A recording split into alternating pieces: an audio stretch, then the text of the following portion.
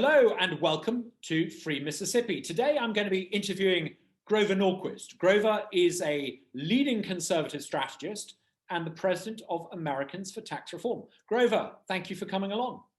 Good to be with you. Now, you campaign for tax reform and for lower tax rates. Mississippi is trying to do something rather interesting. There's a proposal to get rid of personal state income tax. Now, I noticed that the bill to do this appeared the week after your article in the Sun Herald. So clearly people read what you wrote and decided to act straight away. Why is this bill a good idea? What do you like about it and what don't you like about it? Well, there are 8 states right now that do not have a state income tax. They are all prospering. You do not have to have a state income tax. There is a wonderful book, The Wealth of States, which tracked the 11 states which passed income taxes only in the 50s and 60s, sort of late adapters, the last wave of new income taxes. And what was interesting is how all of them did more poorly after the income tax was imposed on education achievement, on fighting crime, on economic growth, on jobs. So we both saw that putting the income tax in hurts the state economy. And we've seen that states not having an income tax leads to growth and opportunity and new investment and people moving in. So there are now 8 or 9 states that are in the middle of having exactly this conversation. Should we commit to phasing out the income tax? And right now, the state furthest along is New Hampshire, which has no wage income tax, but still has 4% of their state's income on interest and dividends. The governor has said in the next 5 years that will be phased out. They're going to pass a bill this year to do that. And then there'll be 9 real, complete no income tax states. And North Carolina, which has cut their income tax, corporate and individual, in half by triggering, when revenues come in, it triggers a permanent reduction in the income tax, corporate or individual. And they just keep doing that every year or so. And so the rates just keep coming down. Their goal is to zero. But West Virginia, the governor's announced he wants to do this. Arizona, the governor ran on that. This is his issue. And the state legislature was within 1 vote of it last year. So we're beginning to, South Carolina, the governor told me he wants to do what North Carolina did, which is go towards zero. We're starting to get a number of states. Utah's introducing legislation. It's getting more traction. And these other states with peripheral vision look around and go, wait a minute, not only am I going to have to compete with Florida and states and Texas and states that have Tennessee, no income tax, I'm going to have to compete with states that have announced they're going to zero over a set period of time. And so I think you'll see more states committing to phase out the income tax and doing so in the next few years. So if we follow through on this and get rid of income tax or move towards it, we would be joining those states who have a huge advantage. Do you think we're about it the right way with this bill? Well, the bill that has come out of the House does 2 things. It reduces the income tax by hollowing it out by tax credits and bringing the exempt amount of income you have. Others have taken the rates down as the way to phase it out. You can do either. What I would suggest, and what North Carolina found, was they originally said we're going to do it in Louisiana. Louisiana and North Carolina said we're going to phase out we're going to get rid of the income tax. In year 1, we're going to just take all the money we were raising from the income tax and shift it over to a sales tax, particularly sales taxes on services. This did 2 things. It didn't reduce the tax burden at all. It just moved it. But 2, it also irritated all of those affected industries. And so a bill which should be beloved by taxpayers and by businesses that want to bring more people into the state, you got enemies one didn't need. So in Louisiana, it just didn't go anywhere because all the affected industries got together and lay down on the track, the railroad track, and said no. But in North Carolina, they saw the pushback, and so they went with a hybrid. They had some extension of the sales tax, but mostly as revenue comes in beyond the cap they put on their spending plans, that additional revenue goes into permanently reducing the personal income tax and then the corporate income tax in those 2 states. So shifting to sales taxes on services is something that cost Governor Martinez of Florida his career and in politics. It is something when you shift taxes, the people onto whom the shift takes place, they believe that for a moment. They believe absolutely this is going to hit them. The benefits are yet to come, may not happen. I can imagine I get this but lose that.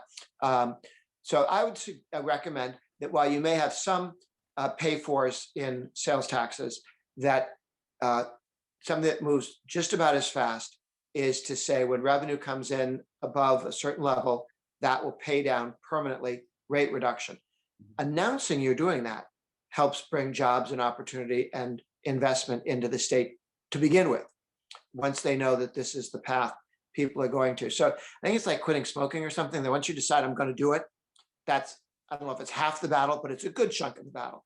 And to have the governor and the speaker both saying, we want to be income tax free, and getting legislators in the House to say, and here's a path to do it, is a big step towards being there. I think that's exactly where we are. We've got different ideas about how to do this. The question is this the best way of doing it? Now, one concern I had is that if you do what this bill proposes doing, you raise the threshold so no one pays any income tax on the first $50,000 they earn. That's great, but it means that, it means 60% of workers in Mississippi won't pay income tax, but it means that 40% still will. Is there a danger, do you think, that with a bill like this, you actually just end up never quite getting rid of income tax, but just leaving it to a small number of people to pay the bill? That is a danger. And that's why if you make it automatic, it makes that less of a danger. If you, in North Carolina, they bring the rate down and they come back and pass another bill to bring the rate down when you hit the revenue triggers again and again and again, but they are taking the rates down.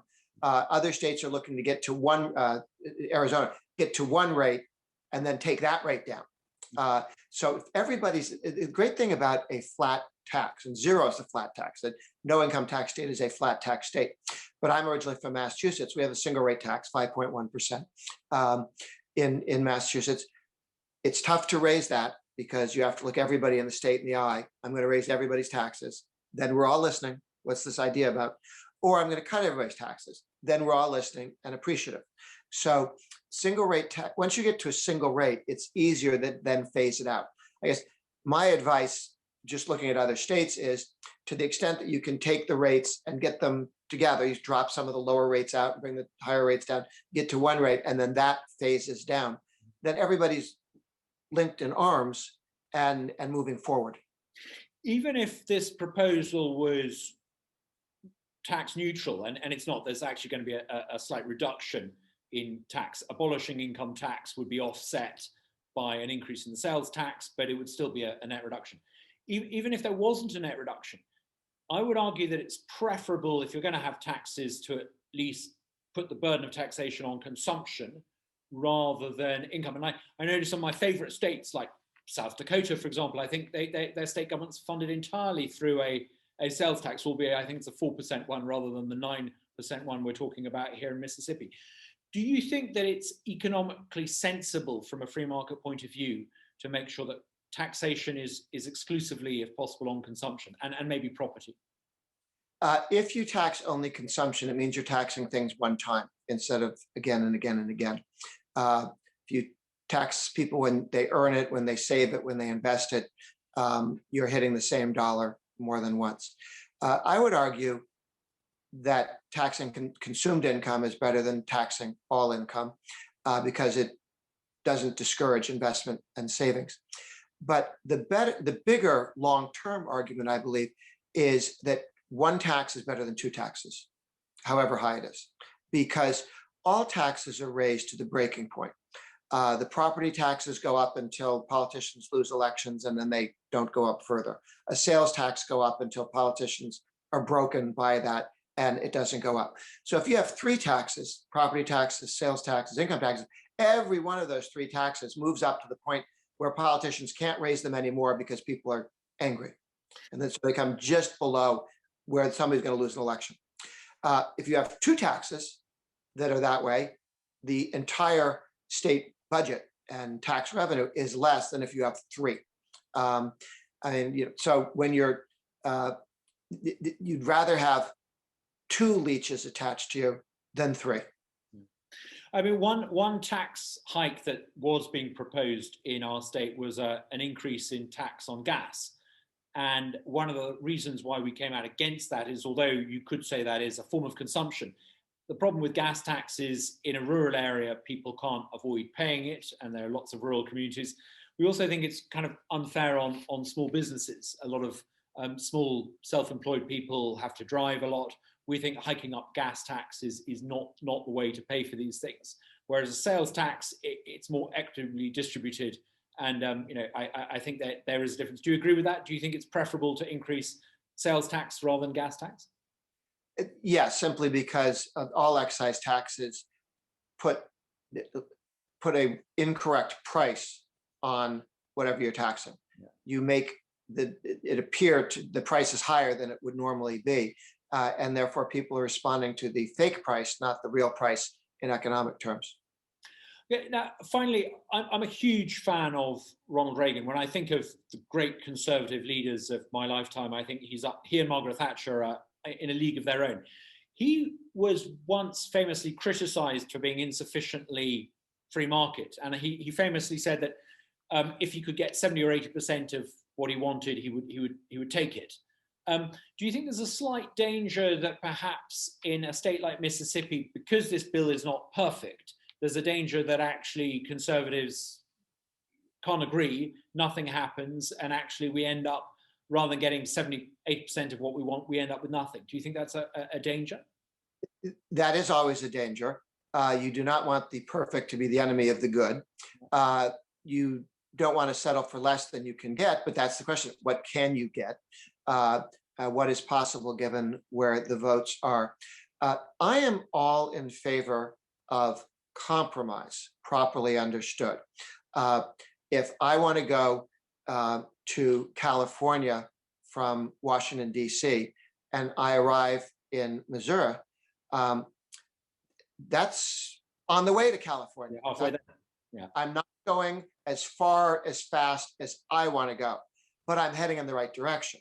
One of the reasons compromise becomes a dirty word is that for years, Republicans in Washington, D.C. have been told you should compromise, meaning raise taxes and spend money. If I'm trying to get from D.C. to California and my feet are wet and everybody around me speaking French, I've been going in the wrong direction. That's called losing. That's not a compromise. To raise taxes is to lose. That's not part of a compromise. You could say, I want a bigger tax cut than you do, and I will compromise somewhere between as much how big a tax cut I want and what you want, but it's in the right direction. A compromise only works if you're moving in the right direction. Otherwise, it's losing. This has been a very interesting conversation, and I'm very grateful. Just a final thought: if there are people in Mississippi who want to try and improve this bill, or if by any chance it doesn't get through the Senate and it comes back in one form or another at a later stage, what one state would you recommend they look at to try to improve this basic idea? Would it be North Carolina, would you say?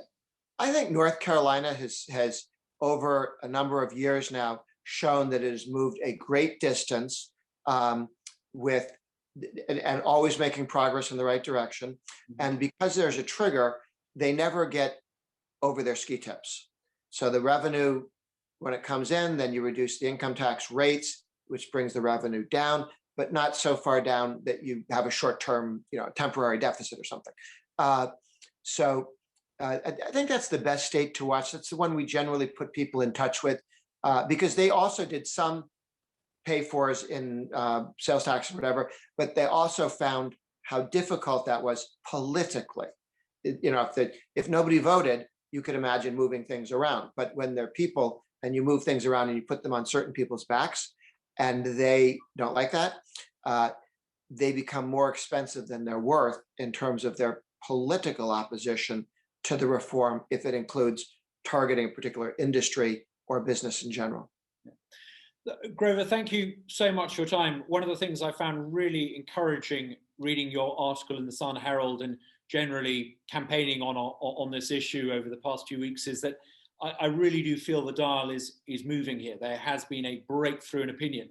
I think we may not be getting close to getting the perfect reform, and it may take another session of the state legislature, but I think we're getting close to the day when it will be impossible for any Republican or conservative or indeed Democrat to stand for statewide office in this state and not offer to get rid of income tax. And if moving the Overton window is the key to winning this battle, I think we're well on the way there. And thank you for what you do in helping us win that fight.